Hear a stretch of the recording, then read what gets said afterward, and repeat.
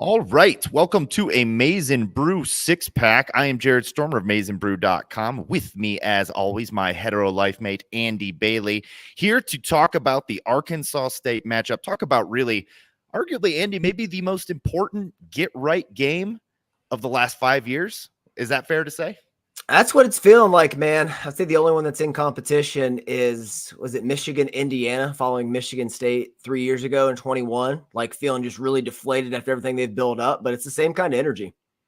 Yeah, it's I feel bad for Arkansas State because we're basically treating them like a sharpening stone in order to to sharpen our blades for later opponents. But that being said, like we have got a lot that we need to get fixed up before USC, and just the way that this schedule falls, Arkansas State is the perfect opportunity to really build an identity. I think like that's what needs to happen more than anything this week. Get back to the identity that we know that we want to have.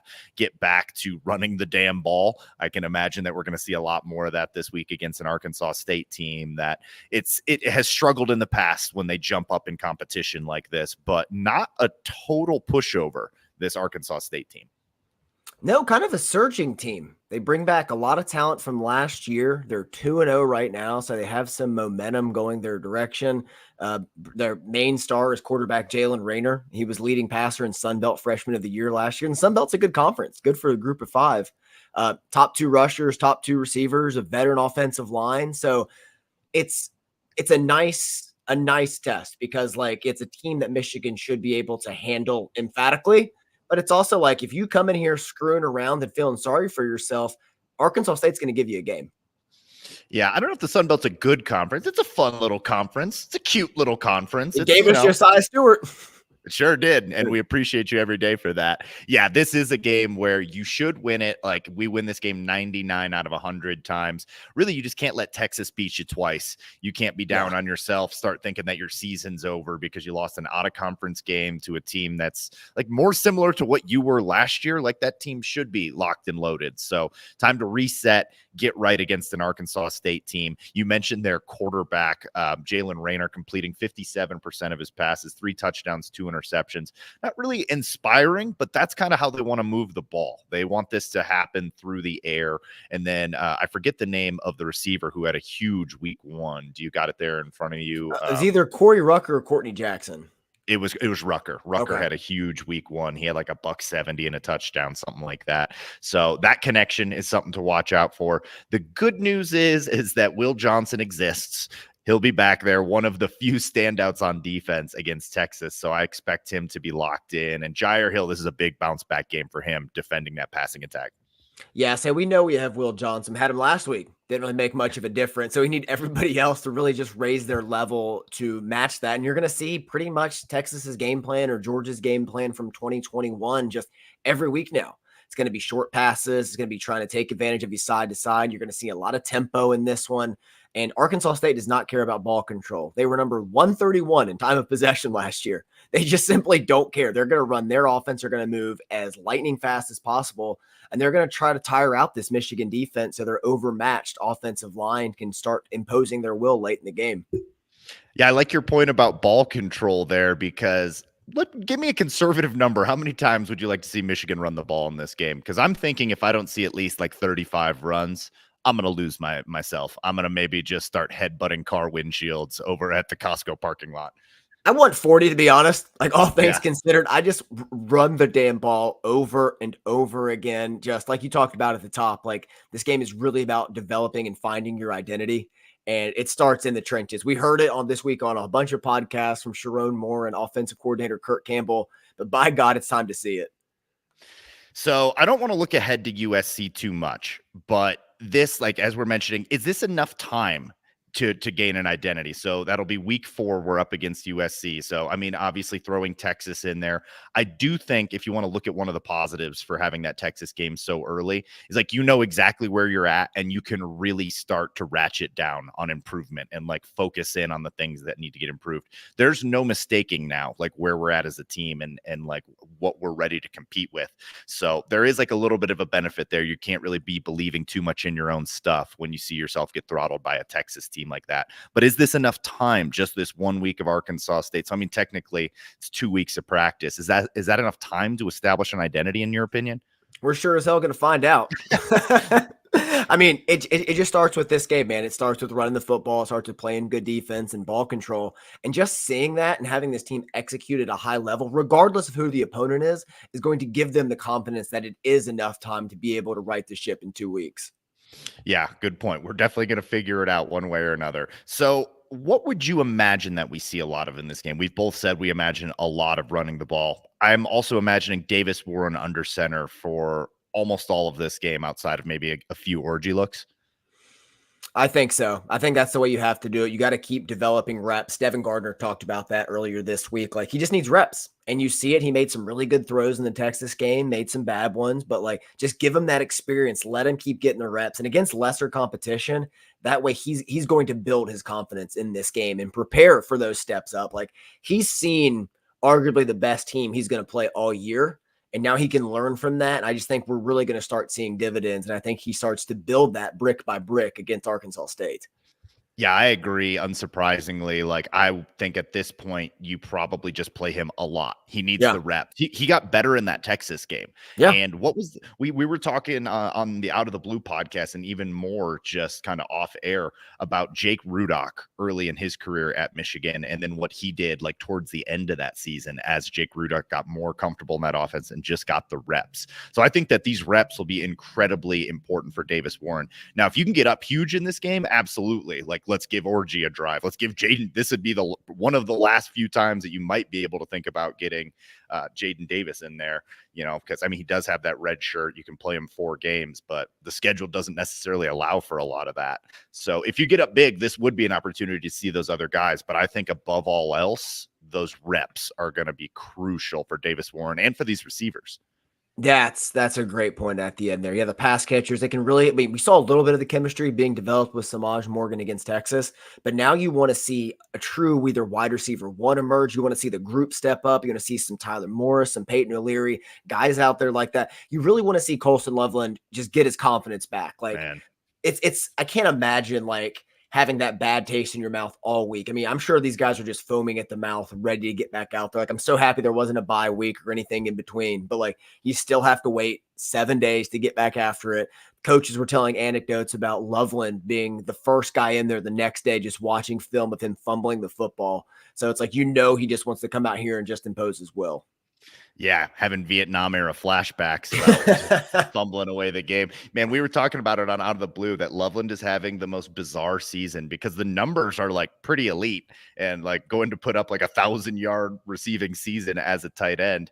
But then he's also having a wildly inconsistent season on some other fronts, like including the, you know, like a drop pass, which is whatever. But the fumble, you know, when you're driving down to potentially like either make that a game still or, you know, when they go down and score the other way, that's a potentially 14-point swing. Massive play in that game. So yeah, Loveland's got to be better. Tyler Turner in the comments needs the receivers to play out of their mind. They certainly do. Like, that is the one group I think that we've been pretty critical of that really needs to take a leap very quickly. Like, there's individual pieces that seem kind of neat, but I mean, we've had that before, thinking back to like the Mo Ways and who was the Drake Harris. Drake, I love Drake Harris. Yeah, like some of these guys that we were like, yeah, okay, we got a guy here, but it just doesn't quite ever happen, and you can't put your finger on why. And I'm concerned that might be what's happening with this group, albeit this is a young group. So I'm willing to give a little grace. Yeah, it never feels good when you have 4 Eddie McDooms out there. Having one is fun. But singular Eddie McDoom. Only one Eddie McDoom per order is good enough for a team.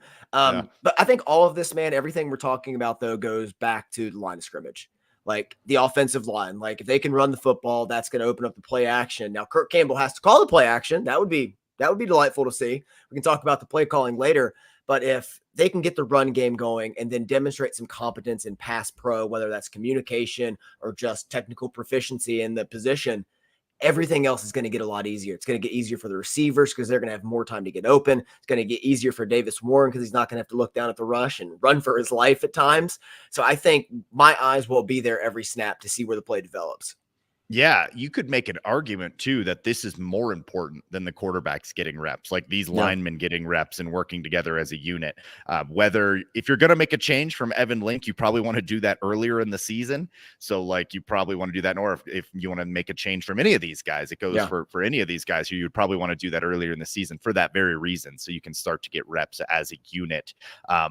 I don't necessarily know that, like, I don't think anyone should be calling for anybody to be replaced because we just don't know yet what the depth looks like and where Gentry's at and things like that. And then the John Runyon Jr. point, where you and I were very critical against an early season matchup against Notre Dame, where he got beat like he stole something. And then John Runyon Jr. currently still playing for the Green Bay Packers in the NFL. So, like, you got to give these guys some time to grow and learn from their mistakes.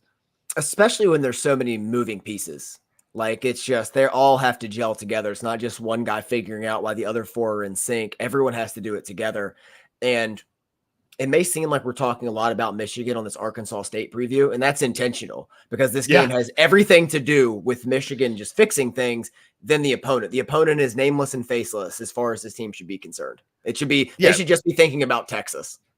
Yeah, what do you want to do? A crisp 15 on the interior line of Arkansas State? No, I mean, they lost their center in spring ball. I've done the work. And that's why you're the GOAT. But look, we've got more important things that we could address. And you're absolutely right. That's such a great point. Like, I'm not going to dive too deep into Arkansas State here because this is all about Michigan getting right. And that feels disrespectful to an Arkansas State team that's 2-0 in the Sun Belt Conference, went to a bowl game last year, and were very competitive with Northern Illinois, who just upset Notre Dame. So, like, that gives you a kind of an idea of, like, where this team's at. It's a don't get too cocky kind of team, because if you come in and, like, really have an off day, they are a team that could get you. But like I said, 99.9 out of 100 times that's not happening. So it's the nameless, faceless opponent this week. Yeah, it's about imposing your will. It's about being pissed off. And like we said, just, it's a get right game. Like, get your momentum going, get everything ready for USC. And that's the same for the defense as well in this. Like, there's a lot to look at this defense and be like, okay, I need to see improvement in a lot of different positions to feel better moving forward in Big Ten play, because pre-Texas, it was like, defense is elite. We don't have to worry about that. But after the Longhorns, I'm feeling a little iffy. Yeah, 100%. That was, like, the one thing that I was harping on in the Out of the Blue podcast was, like, are we sure we have an elite defense? It would help if the players that are supposed to be elite play as such. It would be nice. Sean Barham, looking at you. Kenneth Grant is maybe the biggest perpetrator. I saw him on a milk carton recently. He's missing. Like, I haven't seen him in weeks. Families are concerned. I can't believe you even saw him on a milk carton. I haven't seen him. For such a large man, I don't know how he could hide on a football field like that. So Kenneth Grant, like, needs to have a bounce back game, because, like, you do this all season, I don't care how big you're Willie Henry. You're a 5th round pick. You're not a 1st round pick if you're that inconsistent. I get it. You're very large, and large humans shouldn't be able to move that fast, but you need to be able to produce on the field. And, like, I don't know if it's a work ethic thing with Kenneth Grant, or, like, maybe is he dinged up and we haven't heard about that? So, like, he needs to be better, particularly with all the attention Mason Graham gets. Mason Graham needs to be better, for that matter. So, like, everybody on this defense outside of maybe Will Johnson needs to take a good, long, hard look in the mirror and figure out, like, what they want to be. And I think they will. I would imagine this defense, like, got a slap in the face, and that they're going to be woken up. Like, I think Wink Martindale needs to be better for sure. Yep. And, like, he needs to be the guy in there. He's the one with more experience than everybody else on this coaching staff combined in some ways. Like, he's been doing this since the freaking late 80s. So he's got to get these guys woken up, get these guys into not just, like, into a rhythm, but, like, get them. They're supposed to be an elite unit. Like, let's go, boys. Like, the season is upon us. Like, it's time to stand up. And again, they're very close. Like, they did a great job of getting Texas to 3rd down last week, but they just struggled to get off the field. Like, we've seen flashes of it. We've seen bits and pieces here and there. Like, it was funny after Fresno State. It's like, man, Will Johnson has to, not gamble as much, do this. Next week, they just completely avoid him, and everything else just falls apart. It's like, okay, now we need all of you guys to just get to his level. And it's like, it feels like just a roulette right now of players trying to play that way. But I'm with you, man. I remain optimistic, unsurprisingly, to everybody that has listened for a while. But, like, there's too many veterans on this team that were there to win a national championship and that built this thing together. Like, Makari Page has been here since 2020. There's nothing he hasn't seen at Michigan. So I think that's an important voice in the room this week. And if they turn it around immediately, I think he's going to be a big part of that. I love it. Yeah, my guy. 23.5 point spread as it stands right now. Put a little bit on this one. I'm ready to dip the toes back into betting on Michigan after the heartbreak of not covering in week 1 and then the Texas debacle. So, yeah, I think that they can. And I'm basing that on basically what we were just discussing here with the defense. I think this defense is going to come out very motivated. I think that on offense, they are going to pound the rock. They are going to run the damn ball. And if they do, if Michigan was averaging 5 yards a carry against Texas, what's Michigan going to average against Arkansas State? So I think that that is the combination for a ball control, suffocating type of win like we've seen in the past. I think this one's going to feel very familiar. I think so too. I love that it's back at Michigan. I mean, I like the way the schedule fell, at least right now. Like, I'm glad this isn't Minnesota or Rutgers or Illinois or somebody that's like a frisky up and coming Big Ten team, because I would be terrified. I mean, that would probably be under 15-point spread, maybe single digits at times, like depending on who it is. So I'm glad it's Arkansas State. It's a good team to get ready to get you up for. Like, they're not just an embarrassment of a team. It's not Kennesaw State. I mean, apologies, but they're not Kennesaw State. So you still have to be ready, but it's a good step up, a good confidence builder. And they know what they have coming the week after that. Like, I know they're a focused opponent at a time, but like, they have to get right here first. Because if they struggle against Arkansas State, oh, buddy, it's going to be a somber week of pods for you and I before USC. And that's going to hurt me personally. Yeah. We've got 4 listeners in here. All of them went to Kennesaw State. All of I know, them who's going to come beat me. It's like that time I said I didn't like the name Lewis, and then one of our listeners and like most active guys on Twitter is Lewis. I was like, I'm really sorry, man. That was on me. Completely fine name, too. I know. There's nothing wrong with it. It's just a me thing. I was just picking one out of the air. Not like it's Glenn or something.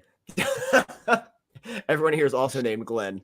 Everyone here, Glenn from Kennesaw State. Thanks. Oh man, yeah, man. I'm with you, unsurprisingly, on all of that. I think that this will be a great get right game before USC, and then you don't want to look ahead, man, but like, there's got to be a little bit of that in the back of your mind, is like, we have got to get locked in for USC because we've got a real test the following week. So, last of the get right games. Anything else on this before we draft up our list of improvements we want to see? It's been too long since we had a draft. I know, man. That's what's been missing. Like, I felt something missing this week in my soul, and I, searched, tried a few things, didn't help, and I was like, it's drafting. Drafting is what I need. Yeah, I tried huffing paint, and I was like, no, this isn't it. And then you were like, let's have a draft, and I was like, that's what I'm missing. That's what it was. That's what it was. Yeah, I'm excited, man. You want the first pick in this one? Yeah, I'll kick things off, and all of these are going to overlap because all the improvements are going to be interconnected. So the first one is going to be it's going to be the most overarching of all, and it's an identity improvement. And that I'm talking about offensive identity, and I think the goal here should be 250 rushing yards and 150 passing yards. That feels like where this team needs to be. It's not last year's team where they wanted 50-50. Like, no, it's got to be 60-40 or 70-30 or something in favor of rushing. And I think it starts with a big effort here with like maybe 40 rushing attempts, maybe 25 passing attempts. That's a really good one. Yeah, I was going to go something similar, equally as broad, and I was going to say play calling. I was going to throw explosive plays into there. I think that all these kind of fall under that same umbrella, though. Like, you've got to find particularly an offensive identity. So I think that would probably be my number one. But to narrow it down a little bit, I will say at number 2, offensive line play. For me, that's going to be my first pick in the draft. That is so critical to what this team wants to be. We harped on it the entire offseason that this team could be perfectly fine with an above average offensive line. It probably craters with an average offensive line, and it definitely craters with a below average offensive line. We have got to get to above average, and that is not what we were against Texas. So that single point right there, this group gelling and becoming an above average Big Ten line, will dictate the rest of the season. I firmly believe that. Piggybacking off that, I can't believe this is a stat. Michigan has 0 rushing touchdowns through 2 weeks of the season. I'm going to throw up. Like, I want to see this team get inside the 5 and run it 4 straight times to score a touchdown, or 2 straight, 3, whatever it is. But like, no rushing touchdowns for 2 weeks for a team at Michigan is unacceptable. So I think there should be a conscious effort to like just really hammer the ball home when they get close to the goal line in this one. Establish the damn run. Is this, like, we kind of already talked about it, but it needs to be addressed. Play calling. play calling like needs to be its own separate thing. You said identity, I said offensive identity and offensive line and things like that, but play calling needs to be its own thing because that will directly feed into the rhythm. So run the ball, as you were mentioning there, play calling just in general for me has to improve. I don't know if that one, that counts. That counts. Yeah, you're up. That's a good one. I mean, Kirk Campbell, just be better, please. Yeah. There, keep it simple here. My next one's going to be creating a little more havoc defensively. The Texas game was the first time Michigan didn't force any turnovers in a single game since UNLV last year. Oddly, also week 2. So I think the goal in this one should be 2+ turnovers for the defense. Love it. Love it. Absolutely. I'll stick with one on the defense. I will say communication and tackling in the back end. Will Johnson has had a pretty good season. I know he gambled on a couple in the first game, but was pretty solid against Texas. Everybody else did not get a great grade in that game. Communication needs to be better. That falls a lot on Makari Page. Jair Hill and Zeke Berry both just lost in the sauce quite a bit. We don't need them. Like, even if they're not going to be turning the ball over, which would also be great, they can't be out of position. They can't be out of position. So can't have that if we're going to have continued success on defense. No, I agree. There's, the film on some of that is so bad to watch. No, Tough. Flipping my other point to the other side of the ball, no turnovers. Protect the football, because in the first 2 games, we've seen a few, and we've seen them from our inexperienced quarterback. We've seen it from our stars like Colston Loveless. So it's time for just a clean game across the board for the offense. That's a great one. Yeah. The on pace for 18 interceptions from Davis Warren. We need to start to get back into the land of the living on that one. That's a really good one. Going back to the offense, this probably should have been drafted higher. Explosive plays. Michigan is one of the worst in the country currently in explosive plays. Of plays just over 10 yards or longer, forget 15 or 30 yards. It has just not been an explosive offense. We're hoping that Donovan Edwards is eventually going to pop, right? I know you dropped him in the fantasy league. I'm doubling down. I moved him into a starting position against Arkansas State. It has to be now. It has to be now. That's why I don't like people wanting to get him out of the rotation. You and I were talking about this off air. That's probably your best bet for a home run hit. Donovan Edwards on the ground, right? It's a way better odds of that than hitting like a Samaj Morgan deep ball or something like that. Joel Klatt had a great analogy for Michigan's running backs. Like, Khalil Mullings is going to get out there. He's going to hit you a lot of singles, a lot of doubles. Donovan Edwards is going to strike out a few times, but he's also going to hit you 30 home runs in a season. You can't just take your power hitter out of your lineup. He has to be in there. He's the most explosive player on Michigan's offense, one of the most experienced players. Like, you got to keep feeding him. And you talked about the explosive being bad. Michigan is the second worst in the Power 4 in terms of 10+ yards or more, but we are ahead of UCLA. So silver lining, I guess. There's that. My next one, I'm going to pair them up together just for the sake of kind of just time. I think these go hand in hand because it relates back to fundamentals, and that is short tackling and no drop passes. Like, in football, Michigan has always been so good at not really just beating the other opponent, but making the opponent beat themselves. And I think that's what championship teams do. And to start this season, Michigan has been really good at beating themselves. We talked about the turnovers, talked about other things, but 2 easy things to clean up are just catch the football, take the right angles, and be sure tacklers. Like, they've talked about it this week throughout practice, and we need to see it on Saturday. That's a really good one. I will go with defensive line dominance. That needs to be happening. Like, that should be happening. This is the best defensive line on paper that I've seen at Michigan in a long time. But right now, it's just looking like that. It's looking like a paper tiger on defense because it is not controlled the game like it should have. And if you want to tell me that Texas offensive line is the Joe Moore Award-winning offensive line and all those guys are on an NFL roster next year, okay, like, I'll buy into that. But that can't be the case against Arkansas State. Against Arkansas State, it needs to look like what Aiden Hutchinson did to that third-string tackle the other night for the Lions. Like, it needs to be dominance on every single play. So that, Kenneth Grant, I'm looking directly at you from across the country because I would never say it to your face because you're a giant human being that runs faster than my Toyota. Let's paint with a broader brush. My next one is stars got to be stars. I want to see it from everybody. Like, if you want to be a first-round pick or you're touted that way, let's see it. Like, I was a little soft on Mason Graham this week because he's my son and my child, and I love him. But no, if you're a first rounder, you want to be the top defensive tackle taken. We need to see like a Byron Murphy, a Jalen Carter type of game. You need to be controlling the line of scrimmage and dictating everything on your terms. I don't want to care about double teams. I don't care about any of that. Same thing for Kenneth Grant. Like we saw him mocked in tons of first rounds. Like if you guys want to do that, if you want to be the best defensive tackle duo in football, you got to be stars. Same for Donovan Edwards. Same for Will Johnson. That's a really good one. I bet some people be surprised this one took so long to get to, but the quarterback play has to be better. And I mean, I think you and I are, I would say, fairly staunch defenders of Davis Warren because we see a little Jake Rudock, see a little Wilton Spate. Like there's some like above average game manager, definitely some Cade McNamara in there. Like there's something there that you can work with. So I will say that like it has to be better though. The interceptions in particular, you can point to them and some of them like, oh, that's actually on the receiver, that's on this guy or whatever. But he has to be better, man. Like Davis Warren, there's not much time for him to get better because USC's right around the corner. And as much as we think like running the ball will really help him out, he also needs to be like 60% plus completions and hold on to the ball, no turnovers. Absolutely. Yeah, it's weird. We've kind of just been backed into the corner to be like his staunchest defenders, like he is ours and you cannot have him. It's like, well, there's nobody else. I know. It's like, I mean, it's not just that. I mean, we are loyal people just naturally, like to who we are. But like, dude, when we saw Joe Milton week 2 against Michigan State, no one was off the train faster than us. Like I was pushing you out of the way so I could jump off. I was like, no, I'm done first. I'm out of here.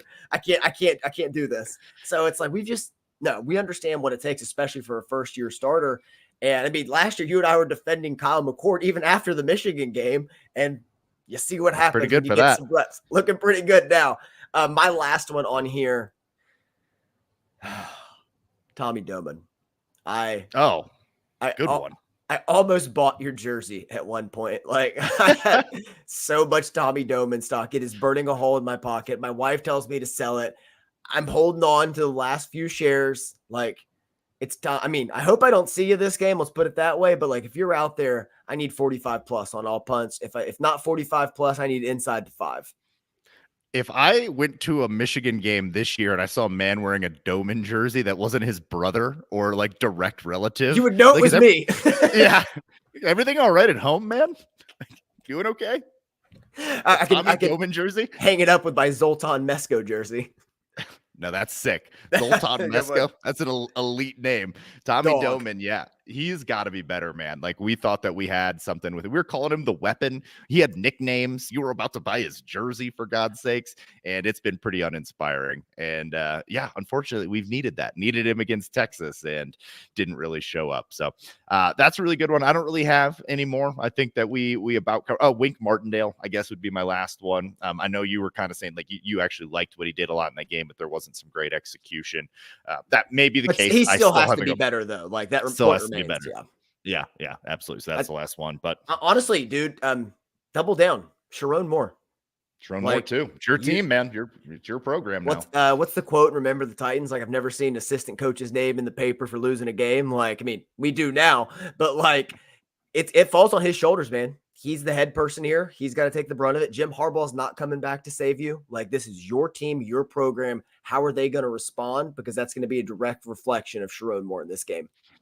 Quick aside, after Harbaugh wins his Super Bowl and he has everything in his life that he's ever wanted to accomplish, athletic director, 2030. It would be so nice. It would be, gladly welcome him back. I mean, we saw it happen with Bo in the late 80s. Like, there's no place that would welcome Jim Harbaugh back quite like Ann Arbor. I can promise him that. What's above president? Because like we need to just create chance. Can he be the chancellor? That's what I was thinking, chancellor. I just hope he doesn't let the Sith influence creep in. But as long as we're good there, he should be able to handle it.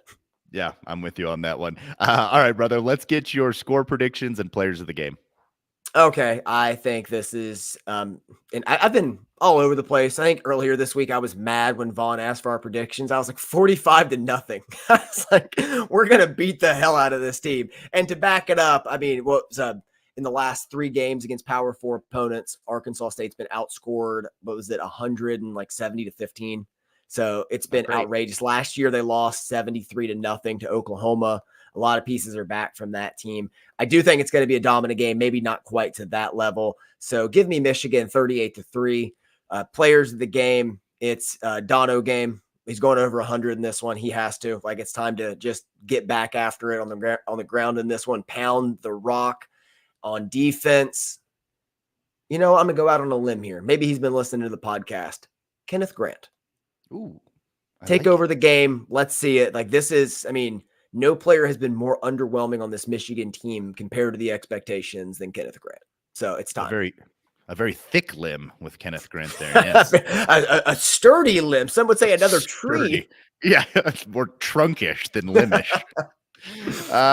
Great ones. God, we see this game way too similarly after years of doing this. The final score is almost exactly what I have. I had it at 38-7. It's the Dono game as well. So like you got me there. I'll say bounce back game for Colston Loveland though, just for the sake of parity. Like he needs it as well. Which is crazy because he's on pace for a monster receiving year. But like, let's get into the end zone. Let's secure the ball. Let's commit to blocking downfield, all of it. I want to see a full, well-rounded game. Show me you're the best tight end in football. On the defensive side of the ball, how about a bounce back game for Makari Page? Just keeping that secondary in line, I think is a great chance for him to get a turnover. So I'm thinking a Makari Page pick. He's been in on some and had his hands on a couple, but hasn't been able to secure the pick yet, or had one turned back due to a penalty, actually. Still makes me angry. So I'll say Makari Page gets a pick in this one, and I'll go with him on defense. When in reality, the defensive line, though, is got to be, like we were saying earlier, got to dominate in this one. So, yeah, it seems like we both see it pretty similarly. I think this will be a great ball control type of game for Michigan. Yeah, Arkansas State, they don't believe in that. They're just trying to get the ball down as fast as they can. And it's either they're going to punt it or they're going to score really quick. There's no in between for this team. Not a lot of long sustained drives for the Red Wolves, which is one of the best mascots in football. Yeah. Strong. Oh, also, Dom not a revenge game, but a Dom Zavada, former team game here. Oh, yeah, that's right. I totally forgot about that. That's a nice little swinging doors moment there. Dragon Ball Z, baby, the highlight of this Michigan team so far, this 2024 team. Yeah, you talk about a weapon. Yeah, well, so maybe I should adjust. Maybe I'll go 41-7 just to give an extra one for Dragon Ball Z in there. Mix it up a little bit, too. Yeah, really get that cover handled. Yeah, 100%, man. That's going to do it for us on this Maize and Brew 6-pack. We should be able to have this podcast version up. I think we got that figured out. Apologies for not getting the last one out. We're still figuring this out for this season as we do these live ones, but we'll continue to do these throughout the season. I'll be going live with Michael Smeltzer of the Blue Wall podcast after all of the games on Bleacher Report, so you can check that out. Our podcast, Out of the Blue, drops on Tuesday every week. Please like, share, subscribe, leave reviews for that if you haven't already. We would really appreciate it. Andy, any final thoughts? No, man. Get right, go blue. Get right and go blue. That's going to do it. We'll see you next time.